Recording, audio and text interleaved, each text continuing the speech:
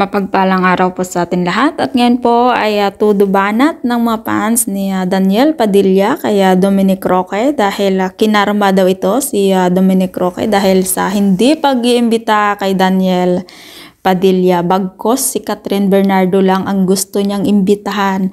Kaya ayon sabi ng mga fans ni Daniel, hindi pa nga sigurado yung kasal, ang daldal na, ang dami niya nang sinasabi. Kaya ayan tuloy, hindi natuloy ang kasal kahit si Dominic Roque daw mismo hindi rin pala invited sa kasal ni Bea Alonzo. Naku po, nakakaloka talaga yung mga fans kung ano-ano na lang yung kanilang pinagsasabi. Pero ganun pa man, hindi siguro karma yung nangyari sa kay Dominic tsaka kay Bea, ganyan. Kasi 'di ba? Sino naman yung taong gugustuhin na magpapakasal na tapos maghihiwalay, no? Sayang naman. At sana makamove on na sila ng maaga at magba-Valentine's pa naman. Nakakalungkot talaga yung ganito na magpapakasal na kayo tapos biglang mauwi sa lahat.